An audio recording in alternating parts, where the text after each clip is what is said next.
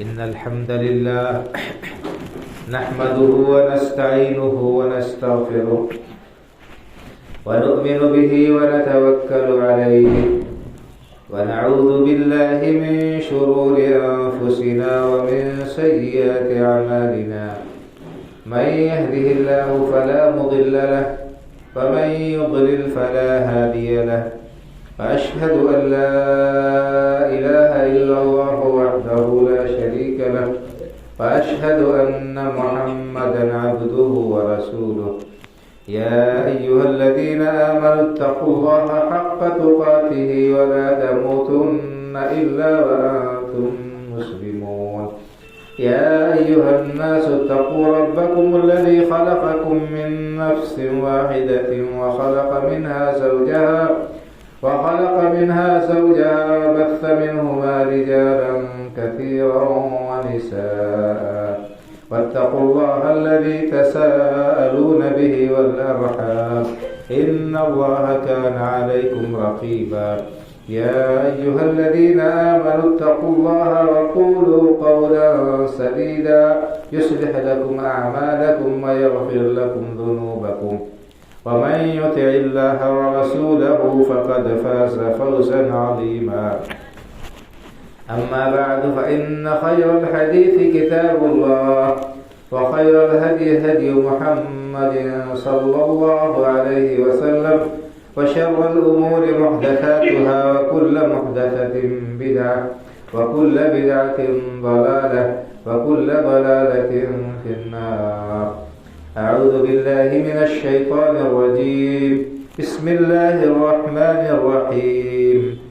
حاميم والكتاب المبين إنا أنزلناه في ليلة مباركة إنا كنا منذرين فيها يفرق كل أمر حكيم أمرا من عندنا إنا كنا مرسلين رحمة من ربك إنه هو السميع العليم.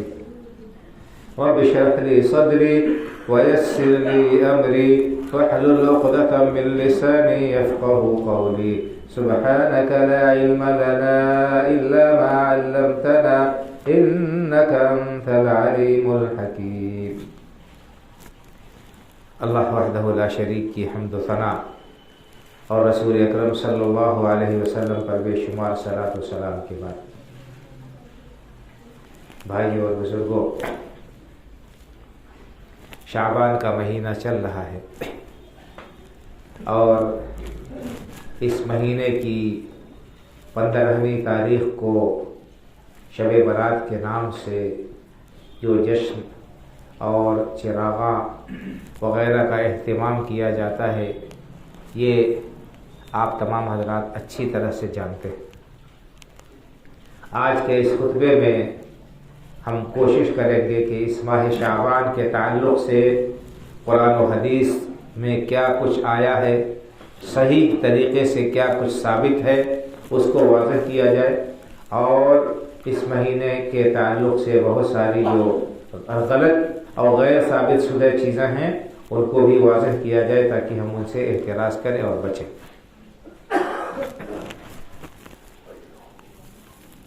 ماہ شعبان کے سلسلے میں قرآن و حدیث کے اندر کیا کچھ آیا ہے، اس سلسلے میں غور کرنے، تحقیق کرنے سے ہمیں یہ معلوم ہوتا ہے بخاری اور مسلم کی حدیث سے کہ اس مہینے میں ایک مسلمان کو کثرت سے روزہ رکھنا چاہیے۔ ام المؤمنین عائشہ صدیقہ رضی اللہ تعالیٰ عنہ کا بیان ہے، وہ کہتی ہیں کہ رسول اللہ صلی اللہ علیہ وسلم نفلی روزے کثرت سے رکھتے تھے۔ جب آپ نفلی روزہ رکھنا شروع کرتے تو ہم کہتے تھے کہ اب آپ مسلسل روزے ہی رکھیں گے، بغیر روزے کے نہیں رکھیں گے۔ لیکن اس کے بعد جب آپ چھوڑ دیتے تھے تو مسلسل کئی دن روزہ نہیں رکھتے تھے، ہم سمجھتے تھے کہ اب آپ روزہ نہیں رکھیں گے۔ تو عام دنوں میں آپ صلی اللہ علیہ وسلم نفلی روزہ بھی رکھتے تھے، بغیر روزے کے بھی رکھتے تھے۔ اور کہتے ہیں کہ اللہ کے رسول صلی اللہ علیہ وسلم نے رمضان کے روزے کے علاوہ کسی مہینے کا پورا روزہ نہیں رکھا۔ ماہ رمضان وہی مہینہ تھا جس میں اللہ کے رسول پورے مہینے کا روزہ رکھتے تھے. کیوں؟ اس لیے کہ یہ روزہ فرض ہے. ماہ رمضان کا روزہ رکھنا ہر مسلمان پر فرض ہے. تو فرض روزہ پورے مہینے کا اللہ کے رسول صلی اللہ علیہ وسلم رکھا کرتے تھے.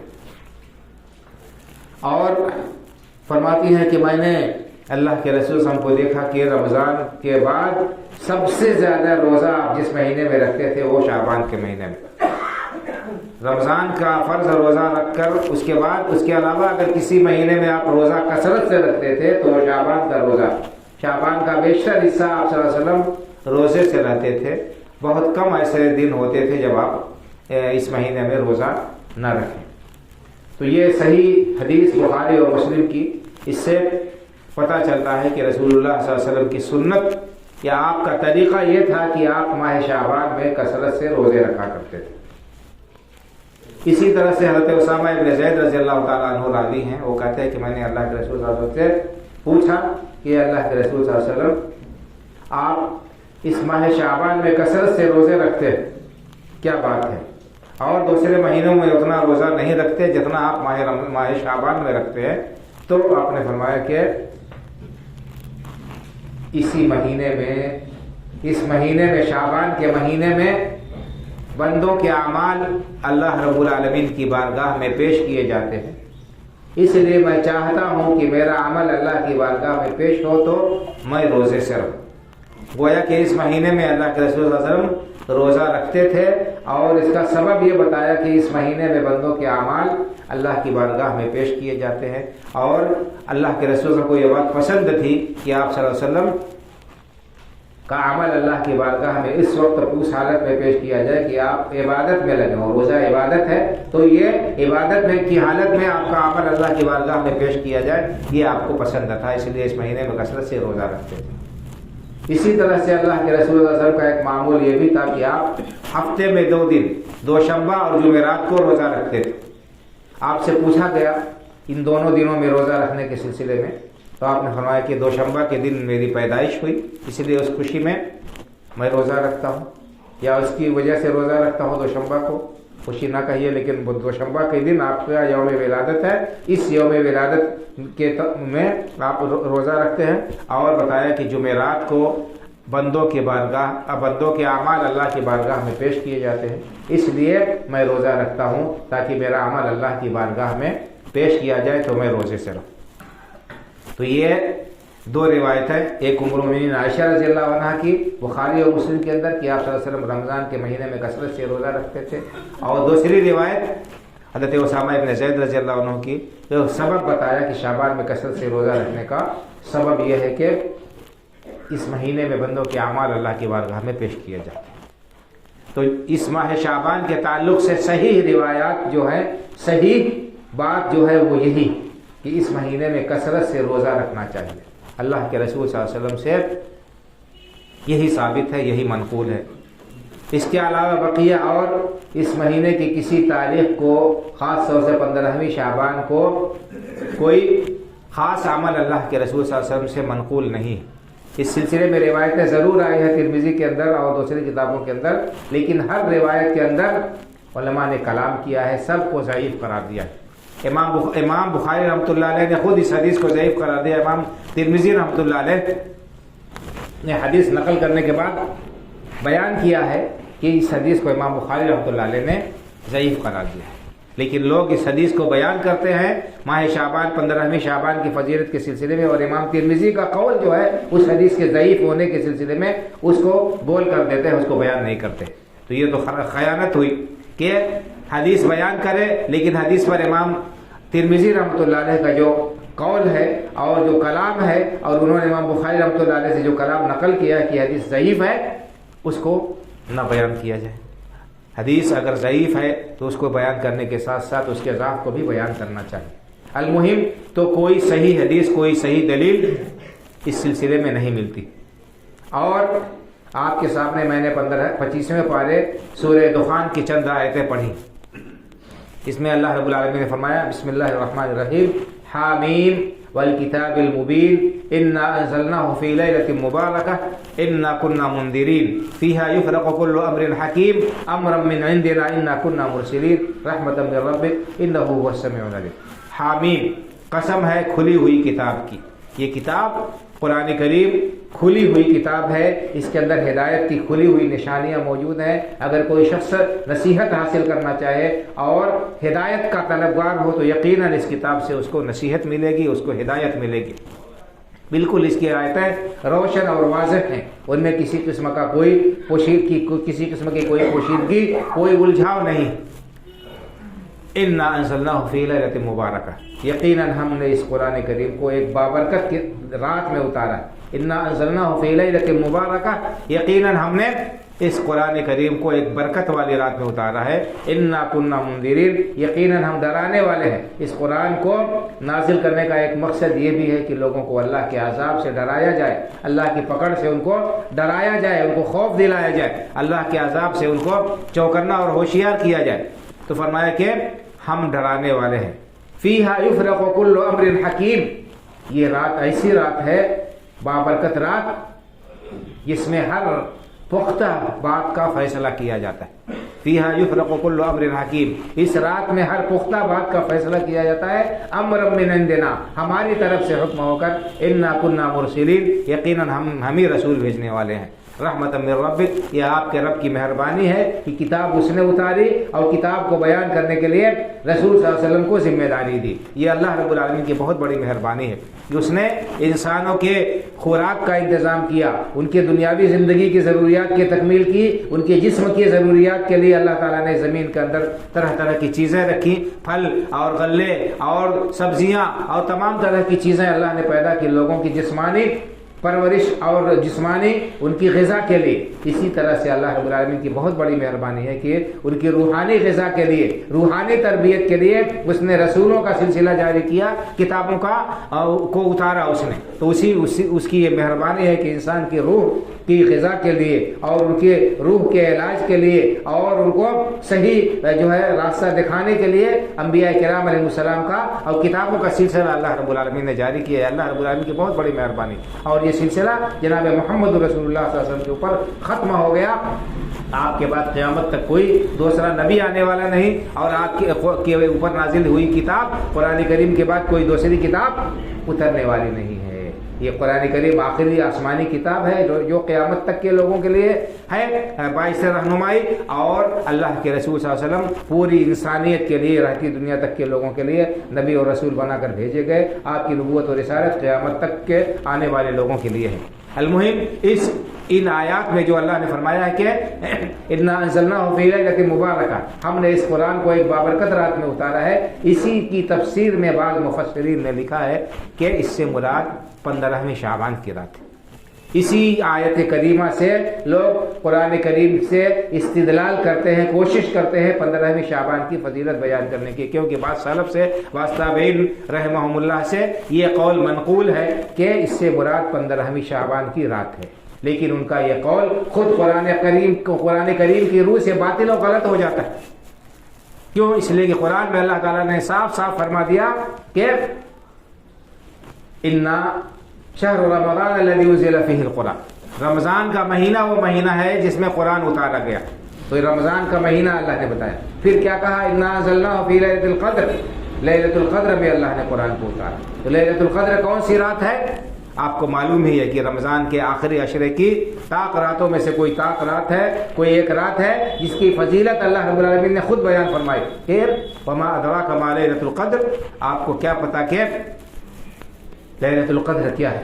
لیلۃ القدر خیر من الف شہر، یہ لیلۃ القدر 1000 مہینوں سے افضل و بہتر ہے۔ 1000 مہینے 83 سال 4 مہینے ہوتے، 83 سال 4 مہینے انسان عبادت کرے اتنا ثواب نہیں ملے گا جتنا ثواب ایک رات کی عبادت کا ہے جس کو لیلۃ القدر اللہ رب العالمین نے قرار دیا۔ تو یہی لیلۃ القدر لیلہ مبارکہ ہے۔ قرآن میں اعتراض، قرآن میں ٹکراؤ و تعارض نہیں ہے۔ یہ قرآن میں اللہ کہے کہ ہم نے رمضان میں قرآن اتارا اور لیلۃ القدر میں اتارا، اور دوسری جگہ کا کہ شعبان میں اتارا۔ ظاہر سی بات ہے کہ شعبان میں لیلۃ القدر نہیں ہے۔ پوری امت کا اس بات پر اتفاق ہے کہ لیلۃ القدر رمضان میں ہے۔ کسی نے نہیں کہا کہ شعبان میں لیلۃ القدر ہے۔ لہٰذا اگر کسی مفسر سے، کسی بڑے سے بڑے عالم اور امام سے یہ قول منقول ہے کہ اس رات سے مراد، لیلہ مبارکہ سے مراد سورہ دخان میں 15ویں شعبان کی رات ہے، تو ان کے تمام احترام کے باوجود، ان کا ادب کے باوجود، ان کی بات قرآن سے چونکہ ٹکراتی ہے، اس لیے اس کو نہیں لیا جائے گا۔ بات قرآن کی لی جائے گی، بات اللہ کے رسول صلی اللہ علیہ وسلم کی لی جائے گی۔ اگر کسی شخص کی بات سے جو ہے قرآن اور حدیث سے ٹکراؤ ہوتا ہے تو قرآن یہ بتاتا ہے کہ یہ لیلہ مبارکہ، یہ بابرکت رات رمضان کے مہینے میں ہے، اور حدیث سے معلوم ہوتا ہے کہ رمضان کی آخری عشرے کی طاق راتوں میں سے کسی ایک رات میں ہے۔ تو پھر اتنی صراحت اور وضاحت کے باوجود اگر کوئی اس بات پر اصرار کرے کہ نہیں 15ویں شعبان کی رات مراد ہے، تو اس کو کیا ہم کہہ سکتے ہیں؟ بہرحال تو جو بھی دلیلیں پیش کی جاتی ہیں 15ویں شعبان کی رات کی خاص فضیلت اور اس کی خاص عبادت کے سلسلے میں، اس میں کوئی بھی عبادت، کوئی بھی روایت صحیح نہیں ہے، ثابت نہیں ہے۔ سب پر علماء نے، محدثین رحمہم اللہ نے کلام کیا ہے۔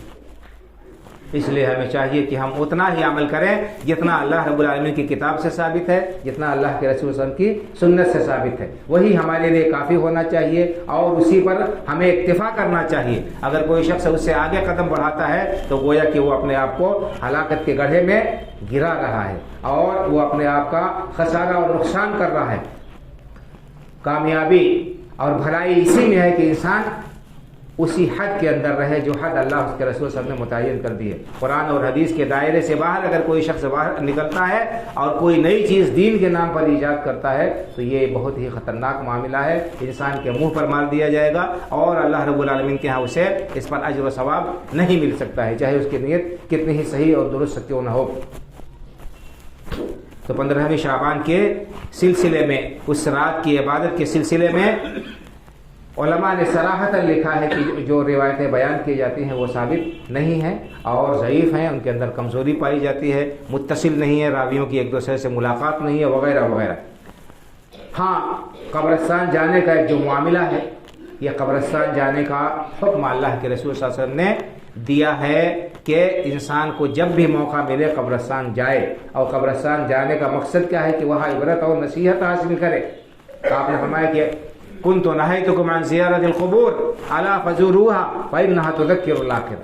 لوگوں قبرستان جایا کرو، میں نے تمہیں پہلے منع کر دیا تھا قبرستان جانے سے، لیکن اب تمہیں اجازت دیتا ہوں قبرستان جایا کرو۔ کیوں؟ اس لیے کہ وہاں جانے سے آخرت یاد آئے گی، تم یاد کرو گے کہ ایک نہ ایک دن تمہارا ٹھکانہ بھی یہی ہونا ہے۔ دیکھو گے اس قبرستان میں بادشاہ بھی مدفون ہے، وزیر بھی مدفون ہے، اور امیر کبیر بھی مدفون ہے، اپنے زمانے کے نامور، نامی گرامی، پہلوان اور شہرت کی بلندیوں پر فائز لوگ بھی، ہستیاں بھی اسی قبر کے اندر مدفون ہیں، اور موت نے کسی کو بھی نہیں بخشا۔ تو تمہیں موت اپنی یاد آئے گی، اور قبرستان جانے کا مقصد اللہ کے رسول نے فرمایا کہ نصیحت حاصل کرو۔ 15ویں شعبان کو لوگ جو جاتے ہیں قبرستان، تو اس دن عبرت اور نصیحت کی کوئی بات ہی نہیں رہ جاتی، اس دن تو الٹے برائیاں ہونے لگتی ہیں۔ اس طرح سے چراغاں کیا جاتا ہے قبروں پر، اس طرح سے چراغ اور بتی کی جاتی ہے، اور اس طرح سے بھیڑ لگا کر لوگ جاتے ہیں گویا کہ وہ کوئی جشن ہے اور کوئی تہوار کا سما ہو گیا ہے۔ تو عبرت اور نصیحت کی بات کہاں رہ جاتی ہے، اس میں گنجائش کہاں رہ جاتی ہے؟ خاص طور سے اگر عورتیں جاتی ہیں تو اور بھی بڑی قباحت کی بات ہے یہ، اور زیادہ اختلاط، اور اس میں برائی جو ہے بڑھ جاتی ہے، مزید بڑھ جاتی ہے۔ تو ہمیں قبرستان جانا چاہیے، اللہ کے رسول نے برابر حکم دیا، لیکن کسی خاص دن متعین کر کے جانا یہ نہیں صحیح ہے۔ اللہ کے رسول ہفتے میں ایک دن جاتے تھے قبرستان، اور آپ نے اس کا حکم دیا ہے، اور آپ نے دعائیں بھی سکھائی ہیں کہ ہم قبرستان جائیں تو کیا کریں۔ اللہ کے رسول صلی اللہ علیہ وسلم نے یہ بیان فرمایا کہ قبرستان جائیں تو قبر والوں کے لیے دعا کریں، قبر والوں کے لیے دعا کریں، اور ان کے لیے جو ہے اللہ رب العالمین سے معافی کی، اور بلندی درجات کی، اور اچھا ان کا بدلہ دینے کی اللہ رب العالمین سے دعا کریں۔ ہاں، دعائیں یہاں مذکور ہیں احادیث مبارکہ کے اندر، یہاں پر بھی لوگ جو صحیح دعائیں ثابت ہیں اللہ کے رسول نے جو سکھائی ہے، السلام علی اہل الدیار من المؤمنین والمسلمین ویرحم اللہ المستقدمین منا والمستاخرین وان شاء اللہ بكم لاحقون، نسأل اللہ لنا ولکم العافیہ۔ السلام علیکم دار قوم مؤمنین، انتم سلفنا ونحن بالاثر، یغفر اللہ لنا ولکم۔ یہ دعائیں جو ثابت ہیں ان کو اکثر لوگ نہیں جانتے ہیں یا نہیں پڑھتے ہیں، اس کے بجائے اور دوسرے جو حدیثیں جو غیر ثابت شدہ ہیں ان کو پڑھتے ہیں۔ قبر کے پاس یا قبر کے علاوہ کہیں اور قرآن پڑھ کر بخشنے کا مردے کے کوئی ثبوت کسی صحیح دلیل سے نہیں ملتا ہے۔ لوگ جاتے ہیں قبرستان تو سورہ فاتحہ پڑھ کر اور چاروں کل پڑھ کر اور پتہ نہیں کیا کیا پڑھ کر سورہ بقرہ کی آخری آیتیں پڑھ کر بخشتے ہیں مردوں کو، اس کا کوئی ثبوت کسی صحیح دلیل سے نہیں۔ 4 روایتیں آئی ہیں جن میں مختلف صورتیں پڑھ کر یا مختلف آیتوں کو پڑھ کر بخشنے کا ذکر آتا ہے، لیکن کوئی بھی روایت ان میں کی صحیح سند سے ثابت نہیں ہے، سب کے سب انتہائی ضعیف ہے۔ تو ہمیں چاہیے کہ ہم قبرستان جائیں لیکن سنت کے طریقے سے جائیں، وہاں جا کر ہم عبرت اور نصیحت حاصل کریں، ان کے لیے دعا کریں اور مسنون طریقے سے دعا کریں۔ اگر مسنون دعائیں یاد نہیں ہے تو اپنے زبان میں ہم ان کے لیے دعا بخشش کی بلندی درجات کی دعا کریں اور وہاں پر کچھ سوچے غور کرے، عبرت اور نصیحت حاصل کرے۔ لیکن افسوس کے ساتھ کہنا پڑتا ہے کہ اس وقت ہمارا حال یہ ہو گیا ہے کہ ہم قبرستان جاتے ہیں، میت کو کاندھا دے کر جاتے ہیں اور قبرستان میں پہنچتے ہیں تو بھی بات چیت میں، ہنسی مذاق میں، ادھر ادھر کی گفتگو میں، گپ بازی میں ہمارا وقت جاتا ہے، بجائے اس کے کہ ہم عبرت اور نصیحت حاصل کریں، اپنی موت کو یاد کریں اور میت کے لیے بخشش کی دعا کریں۔ ادھر ادھر کی باتوں میں اور ہمارا وقت جاتا ہے، یہ بہت ہی افسوسناک بات ہے بھائی اور بزرگوں، اور یہ بڑی خطرناک علامت ہے۔ المہم یہ 15ویں شعبان کے سلسلے میں جو کچھ بھی رائج ہے اور بیان کیا جاتا ہے اس کی فضیلت کے سلسلے میں، ان میں سے کوئی بھی حدیث صحیح سند سے ثابت نہیں ہے اور اس دن کسی قسم کی عبادت کرنے کا کوئی ثواب نہیں ہے۔ اور 15ویں شعبان کو روزہ رکھنے کے سلسلے میں جو روایت آئی ہے وہ تو موضوع ہے، گھڑی ہے، حدیث ہے ہی نہیں، اس کو حدیث کہا کہ بیان کرنا بالکل حرام ہے۔ 15ویں شعبان کو جو حدیث حضرت علی رضی اللہ عنہ کی حدیث بیان کی جاتی ہے کہ علی 15ویں شعبان کی جب رات ہو تو قیام اللیل کرو، رات بھر جا کر عبادت کرو اور اگلے دن روزہ رکھو۔ اس کو علماء نے موضوع قرار دیا ہے، ضعیف بھی نہیں کہ ضعیف ہے، بلکہ یہ موضوع ہے، گھڑی ہوئی ہے۔ اور موضوع حدیث کس کو کہتے ہیں؟ یعنی جو حدیث ہے ہی نہیں سرے سے، جھوٹی بات ہے جو اللہ کے رسول کی طرف منسوخ کی گئی ہے۔ تو اس لیے ہمیں اگر روزہ رکھنا ہے تو اللہ کے رسول صلی اللہ علیہ وسلم کے بتائے ہوئے طریقے کے مطابق ہم شروع شعبان میں سے روزہ رکھنا شروع کریں، اور اسی طرح سے اگر پورے یعنی کثرت سے روزہ نہیں رکھ سکتے تو اللہ کے رسول نے جو مسنون اور مشروع قرار دیا ہے کہ دوشنبہ اور جمعرات کا ہم روزہ رکھیں، اور اگر یہ بھی نہیں رکھ سکتے کہ ہر دوشنبہ اور جمعرات کا روزہ رکھیں تو 13، 14، 15 تاریخ جس کو ایام 20 کہتے ہیں، ایام 20 اس کا بھی روزہ رکھنے کا اللہ کے رسول صلی اللہ علیہ وسلم نے حکم دیا ہے اور فرمایا ہے کہ اگر تم میں سے کوئی شخص روزہ رکھنا چاہے تو یہ 13، 14، 15 تاریخ ہر مہینے کی 13، 14، 15 تاریخ جب چاند پورا ہوتا ہے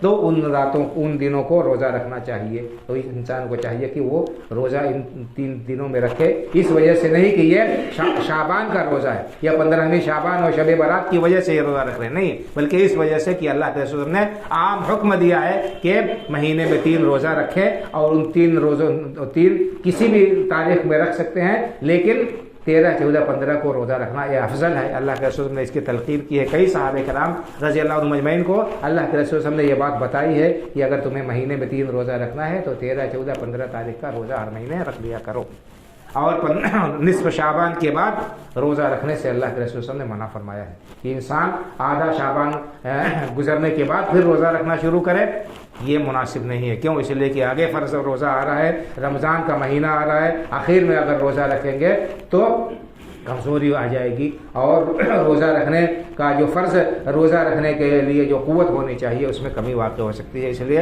علماء نے کہا ہے کہ آخر میں، مہینے کے آخر میں روزہ نہیں رکھنا چاہیے۔ انسان اگر اس کی عادت ہے کسی شخص کی اور وہ برداشت کر سکتا ہے، اس کے اندر قوت ہے، تو وہ نصف شعبان کے بعد بھی روزہ رکھے۔ لیکن اگر کسی کے اندر کمزوری آ جائے اور وہ آگے جو فرض روزہ رکھتا ہے اس کو رکھنا ہے، اس کی ادائیگی میں اسے کمزوری محسوس ہو تو ایسے شخص کو روزہ نہیں رکھنا چاہیے۔ اور اسی طرح سے رمضان سے 1 دن پہلے، 2 دن پہلے احتیاطی طور پر جو روزہ رکھتے ہیں یہ بھی بالکل حرام ہے۔ صحابی کہتے ہیں کہ جس شخص نے شک کے دن کا روزہ رکھا اس نے اللہ کے رسول صلی اللہ علیہ وسلم کی نافرمانی کی۔ من صام یوم الذی یشک فیہ فقد عصی ابا القاسم صلی اللہ علیہ وسلم، جس شخص نے شک کے دن کا روزہ رکھا اس نے محمد صلی اللہ علیہ وسلم کی نافرمانی کی، وہ محمد صلی اللہ علیہ وسلم کا نافرمان ہے۔ بہت سے لوگ ہیں 29 تاریخ کو احتیاطاً روزہ رکھ لیتے ہیں کہ اگر چاند ہو گیا 30 تاریخ 29 کو اگر چاند نہیں ہوا تو اگلے دن روزہ رکھ لیتے ہیں کہ اگر چاند ہو گیا تو ہمارا رمضان کا روزہ ہو جائے گا، اور اگر نہیں ہوا تو یہ نفلی روزہ ہو جائے گا۔ یہ شک کا دن ہے، شک کے دن کا روزہ رکھنا حرام ہے، منع کیا ہے اللہ کے رسول نے حدیث میں صاف صاف۔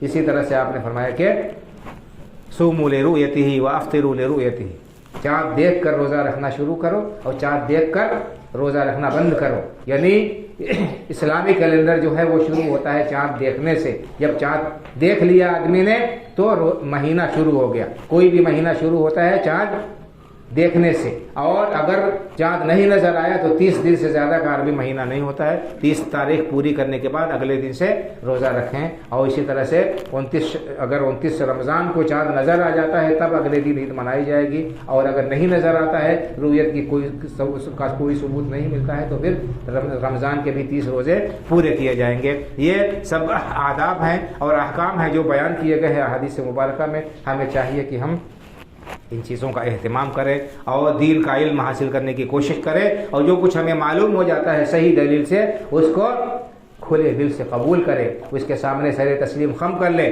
یہی ایک مسلمان کا شیوہ اور شعار ہے، انما كان قول المؤمنین اذا دعوا الى الله ورسوله ليحكم بينهم ان يقولوا سمعنا واطعنا۔ مومنوں کا معاملہ تو یہ ہے کہ جب انہیں اللہ کی اور اس کے رسول کی طرف بلایا جاتا ہے تو وہ سر جھکا لیتے ہیں، وہ کہتے ہیں سمعنا واطعنا، ہم نے اللہ کی بات مانی، اللہ کے رسول کی فرما برداری کی۔ پھر وہ یہ نہیں کہتے ہیں کہ ہمارے باپ دادا تو ایسے کرتے چلے آ رہے، ہمارے بزرگوں نے تو ایسے کیا ہے، ہمارے علاقے میں تو ایسے رواج ہے، اور ہمارے ہاں تو ایسے ہوتا چلا آیا ہے۔ اللہ اس کے رسول کے فرمان کے سامنے کسی کی بات کو پیش کرنا یہ بہت بڑی گستاخی اور بہت بڑی گمراہی ہے۔ اللہ رب العالمین نے قرآن کریم میں ارشاد فرمایا، یا ایھا الذین آمنوا لا ترفعوا اصواتکم فوق صوت النبی ولا تجہروا له بالقول کجہر بعضکم لبعض ان تحبط اعمالکم وانتم لا تشعرون۔ اے ایمان والو، نبی صلی اللہ علیہ وسلم کی آواز پر اپنی آواز بلند نہ کرو، نبی صلی اللہ علیہ وسلم کی آواز پر اپنی آواز بلند نہ کرو، ولا تجہروا له بالقول کجہر بعضکم لبعض ان تحبط اعمالکم وانتم لا تشعرون۔ اور نبی صلی اللہ علیہ وسلم کے سامنے بات کرتے ہوئے زور زور سے نہ بولو، جیسے آپس میں گفتگو کرتے ہو تو زور زور سے بات کرتے ہو، یہ نبی صلی اللہ علیہ وسلم کی ادب کے خلاف ہے کہ ان کے سامنے زور سے بولو۔ اگر ایسا کرو گے تو یہ گستاخی ہوگی نبی صلی اللہ علیہ وسلم کی، اور تمہارے عمل برباد ہو جائیں گے، تمہیں پتہ بھی نہیں رہے گا۔ ان تحبط اعمالکم وانتم لا تشعرون، تمہارے عمل برباد ہو جائیں تمہیں پتہ بھی نہ چلے۔ تو اللہ کے رسول کی آواز پر آواز بلند کرنا یہ ہے کہ انسان آپ کی بات کو سننے کے بعد اسے نظر انداز کر دے، اور آپ کی بات کے مقابلے میں کسی کی بات پیش کرے، کسی کا قول نقل کرے، کسی کا طریقہ جو ہے پیش کرے کہ فلاں نے ایسے کہا ہے، فلاں کے یہاں یہ عمل ہے، فلاں صاحب نے تو ہے اس کے یہ تعویل کی ہے، تو یہ سب ایمان کو حبط اور برباد کرنے والی چیزیں ہیں بھائی اور بزرگوں۔ اس لیے ہمیں بہت سنجیدگی سے غور کرنے کی ضرورت ہے۔ دین کھلواڑ نہیں ہے، دین رسم و رواج کا نام نہیں ہے، دین باپ دادا کے طور طریقے کا نام نہیں ہے، دین بزرگوں اور لوگوں کے فرمودات کا نام نہیں ہے۔ دین نام ہے اللہ کی کتاب اور اللہ کے رسول کی سنت کا۔ اگر قرآن و حدیث کی روشنی میں کوئی بات کہی جائے گی دلیل سے، وہ سر آنکھوں پر رکھی جائے، اس کو ماننے میں کچھ بھی دریغ نہیں ہونا چاہیے۔ اور اگر لوگوں کی باتیں ہیں تو اس میں انسان کو اختیار ہے، اگر اس کو اطمینان ہوتا ہے تو ٹھیک ہے، نہیں تو کوئی اس کا کوئی مطلب ہی نہیں ہے۔ المہم یہ شعبان کے تعلق سے قرآن کریم اور حدیث مبارکہ کی روشنی میں خلاصہ احکام کا میں نے آپ کے سامنے پیش کیا۔ اللہ رب العالمین سے دعا کرتا ہوں کہ اللہ تعالی ہمیں حق بات کو سننے، کھلے دل سے اسے قبول کرنے، اس پر عمل کرنے کی توفیق عطا فرمائے، آمین۔ اسی طرح سے ایک چیز اور اس کی وضاحت کر دیتا ہوں، 15ویں شعبان کو جو حلوہ بنایا جاتا ہے اور اس کو حضرت اویس قرنی رحمہ اللہ کے نام سے منسوب کیا جاتا ہے، یہ کہہ کر کہ ان کو اللہ کے رسول صلی اللہ علیہ وسلم کے جو ہے دندان مبارک کی شہادت کی خبر ملی تھی۔ غزوہ احد میں اللہ کے رسول صلی اللہ علیہ وسلم کے دانت شہید ہو گئے تھے، ٹوٹ گئے تھے، تو ان کو خبر ملی تھی تو انہوں نے اپنے دانت توڑ لیے تھے، اور اس کی وجہ سے انہوں نے جو ہے نرم چیز، میٹھی چیز بنا کر کھائی تھی حلوہ، اس لیے اس یادگار میں یہ حلوہ بنایا جاتا ہے اور حضرت اویس قرنی رحمہ اللہ کے نام سے نیاز کی جاتی ہے۔ یہ بھی بالکل بے اصل بات ہے اور یہ قرآن اور حدیث اور سنت کے بالکل خلاف ہے۔ کیوں؟ اس لیے کہ اللہ کے علاوہ کسی کے نام پر نیاز کرنا یہ جائز ہی نہیں ہے، یہ شرک ہے، یہ غلط اور باطل ہے۔ دوسری بات کہ یہ واقعہ خود محل نظر ہے۔ شعبان کے مہینے میں آپ حلوہ بنا رہے ہیں، جبکہ جنگ احد پیش آئی شوال کے مہینے میں، شوال سن 3 ہجری میں جنگ احد پیش آئی، جس میں اللہ کے رسول کے دانت شہید ہو گئے تھے، آپ کو چہرے پر زخم لگا تھا، اور بڑے بڑے صحابہ کرام رضی اللہ تعالیٰ عنہ اجمعین جیسے حضرت مصعب بن عمیر رضی اللہ عنہ وغیرہ اس میں شہید ہو گئے تھے۔ بڑا غضبناک واقعہ تھا، 70 صحابہ کرام رضی اللہ عنہ اجمعین شہید ہو گئے تھے۔ تو یہ واقعہ پیش آیا شوال کے مہینے میں، اور آپ اس کی یادگار منا رہے ہیں 15 شعبان کو۔ یہ کہاں سے دونوں میں کوئی مناسبت ہے؟ دوسری بات یہ ہے کہ آپ کو اگر حلوہ کھانے کا شوق ہے، کہہ رہے حضرت اویس کرنی کہ نظر اور نیاز کرتے ہیں اس یادگار کے طور پر، تو صرف حلوہ کھانا یاد ہے، دانت توڑنا کیوں نہیں یاد رہا؟ انہوں نے اگر دانت توڑا تھا تو آپ بھی دانت توڑیے، اس کے بعد حلوہ کھائیے۔ اسی کو کہتے ہیں میٹھا میٹھا ہپ ہپ اور کڑوا کڑوا کڑوا تھو تھو۔ تو یہ دو رنگی ہے، یہ بھی بے اصل بات ہے۔ دین کے نام پر اس قسم کا مذاق کرنا، اس قسم کے واقعات کو گھڑ کر بیان کرنا اور رواج دینا، اور اپنے نفس کی تسکین کے لیے اس قسم کے جو ہے واقعات بیان کر کے اس کو حوالے کے طور پر پیش کرنا، یہ بہت ہی خطرناک بات ہے۔ اللہ تعالی ہمیں اس قسم کی ہوا پرستی سے اور اتباع نفس سے محفوظ رکھے، قرآن و سنت کا پابند بنائے، اسلام پر زندہ رکھے، ایمان پر ہمارا خاتمہ ہو، آمین۔ اقول قولی ھذا واستغفر اللہ لی ولکم ولسائر المسلمین فاستغفروه من كل ذنب انه هو الغفور الرحيم۔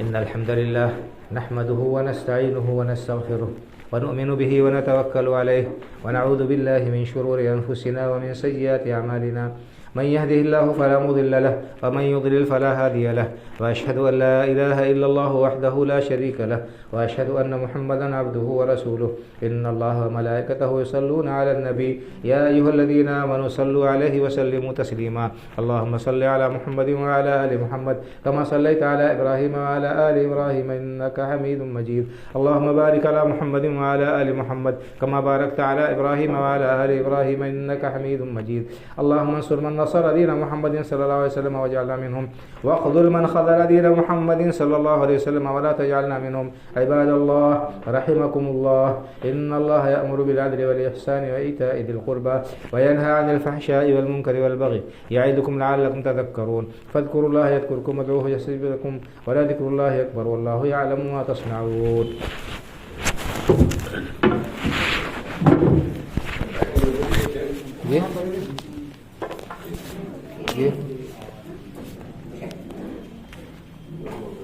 اللهم اكبر، اللهم